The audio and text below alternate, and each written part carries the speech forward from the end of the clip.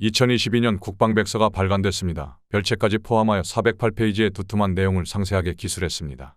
주요 내용은 북한군을 6년 만에 적으로 명시한 반면 일본에 대해선 가까운 이웃 국가로 표기됐습니다. 국방백서는 일본에 대해 지난 2018년 동반자, 2020년 이웃 국가로 했습니다. 북한군 병력은 남한보다 2.5배 많았고 방산 수출은 173억 달러로 48개국과 방산군수 협력을 체결하고 있습니다. 하지만 이슈벨리가 가장 궁금해하는 미사일과 관련해서는 기술이 구체적으로 나오지 않았습니다. 한국형 삼축체계, 유사시 북한 선제타격 킬체인과 북한의 핵과 미사일을 방어하는 한국형 미사일 방어 KAMD 공격받은 이후 압도적 대량응 징보복하는 KMPR에 대한 개념 설명이 나왔을 뿐 현무 계열 미사일에 대한 국민의 알 권리는 해소하지 못했습니다.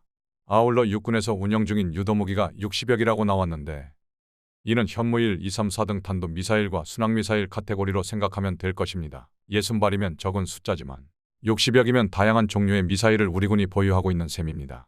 그런데 이와 관련 국방부 대변인실은 이슈벨리와 통화에서 유도무기 개수까지는 확인해 줄 수 없다는 입장을 보였습니다. 즉 현무가 정확히 몇 발인지는 군사 기밀이란 것이죠. 당연한 이야기입니다. 아울러 지난번 괴물미사일 현무5 시험 발사 관련해서도 말해줄 수 없다고 했습니다. 현무5의 발사 예정 기사 이후 정확히 발사에 성공했는지 실패했는지 실제로 실험은 했는지 우리 이슈벨리 독자들께서 궁금해하실 것 같아 국방부 대변인실에 직접 물어본 것입니다. 여기서 우리 군의 전력을 잠시 보면 육군은 병력이 36만 5천 명, K2를 비롯한 전차는 2,200여 대, 장갑차 3,100여 대, 야포 다련장은 5,900여 문, 헬기는 620여 대로 나타났습니다. 육군 조직의 명칭은 항공작전사령부가 항공사령부로 바뀌었고 미사일 사령부가 미사일전략사령부로 2022년 4월 1일부로 개편됐습니다. 특히 육군은 유무인 복합전투체계 기반의 아미타이거 4.0, 정찰, 공격, 전자전 드론을 활용한 드론봇 전투체계를 발전시켜 나간다는 방침입니다. 해군은 병력 7만 명, 전투함정 90여 척, 상륙함정 10여 척, 기뢰전함정 10여 척, 지원함정 20여 척, 잠수함정 10여 척, 항공기 60여 대로 조사됐습니다.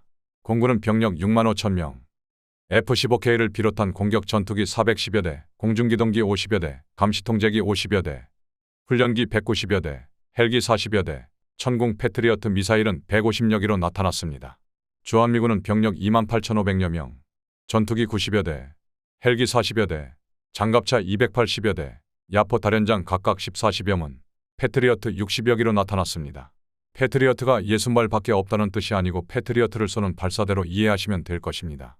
국방백서에 따르면 미국은 유사시 대한민국을 방어하기 위해 육해공군 및 해병대를 포함해 69만 명, 함정 160여 척, 항공기 2,000여 대를 투입한다고 합니다. 이는 한미 상호방위조약 제2조에 의거한 내용입니다. 다만 과거엔 이런 미국의 증원 계획을 액면 그대로 받아들였지만 최근에는 과연 미군이 이렇게 할까라는 의문을 지울 수는 없습니다. 이로 인해 우리도 빨리 전략 핵무기와 전략 핵잠수함을 보유해야 한다는 목소리가 커지고 있습니다. 그런데 이번 국방백서에는 이 같은 우리 군의 핵보유나 핵잠수함 계획, 의지가 표현되지 않았습니다. 한 가지 흥미로운 대목은 우리 군은 오는 2026년까지 전체 GOP를 AI 기반 경계 시스템으로 교체할 예정이라고 명시했습니다. 특히 취약한 해안 지역의 경계 작전 능력을 강화하기 위해 AI 융합 해안 경계 시스템 실증 사업을 2020년부터 과학기술정보통신부와 협력하여 추진하고 있다고 합니다. 그동안 GOP는 과학화 경계 시스템으로 설치했지만 수명 주기가 도래한 감시, 감지 장비들이 잦은 오버로 인한 경계 요원들의 피로도가 컸다고 국방백서는 설명합니다.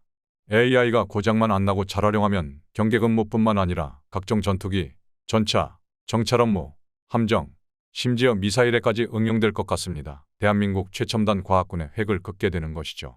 따라서 국방부, 방위사업청, 국방과학연구소, 과학기술정보통신부, 각 민간기업들과 연계해 AI와 군전략 무기들의 연결과 실전화에 대한 연구 개발을 지속시켜야겠습니다. 다만 AI 오류는 특히 조심해야겠습니다. 일반 민간에서 사용하는 AI가 오류나는 것도 문제지만 전략무기가 AI 오류가 발생하면 이는 재앙이란 사실을 염두해야겠습니다. 아무튼 최첨단 과학화로 더 다가서는 우리 군을 열렬히 응원합니다.